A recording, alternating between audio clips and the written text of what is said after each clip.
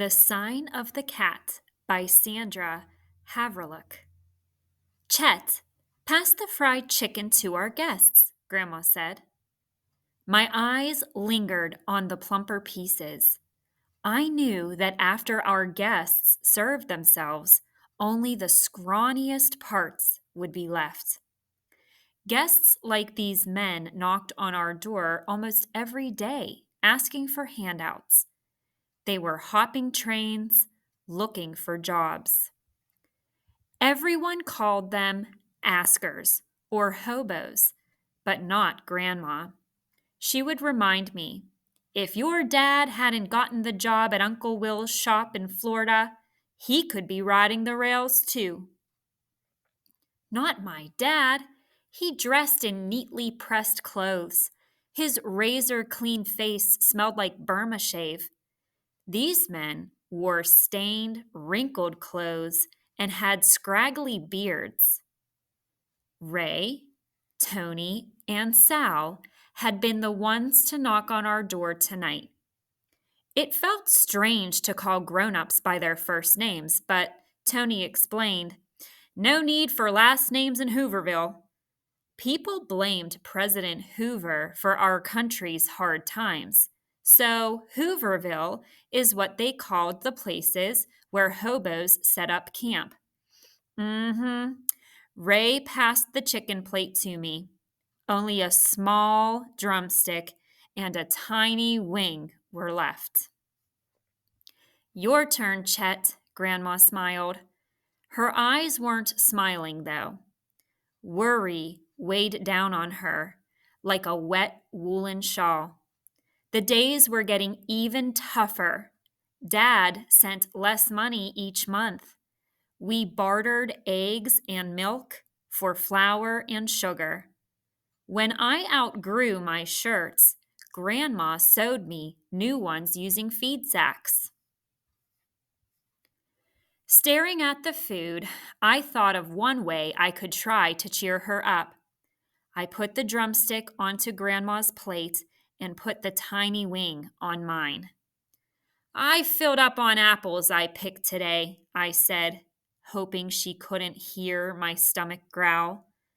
She smiled again, and this time, so did her eyes. Over a dessert of apple pie, Grandma invited the men to bunk on our porch. Pie stuck in my throat. Now we would have to share breakfast, too. I'd be lucky to get a spoonful of egg or half a biscuit. Grandma patted my shoulder. "Fetch some covers for them, Chet."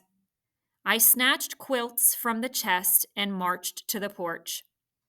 Tony and Ray were playing cards with a tattered deck. Sal was whittling. "Ever whittled, son?" he asked. "No, sir, I ain't." "You haven't," Ray corrected me. Seeing my surprise, he winked. "I may not look like it, but I used to be a college professor." Sal smiled. "Watch and learn." He shaved bits and pieces from the chunk of wood until a cat formed. He handed it to me. "Your gate post is marked with the sign of a cat. It means the kind lady of the house won't turn you away."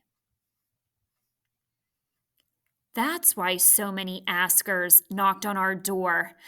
An idea flashed in my head. "What's a sign that would make people stay away?" I asked. Tony slashed 3 diagonal lines through the air. "It means it's not a safe place." After our guests left in the morning, I checked the gatepost.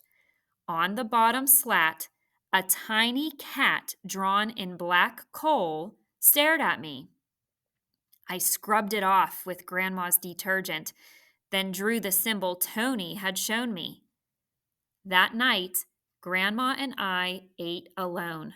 I stuffed myself with sliced ham and buttermilk cornbread, trying not to think about askers going hungry.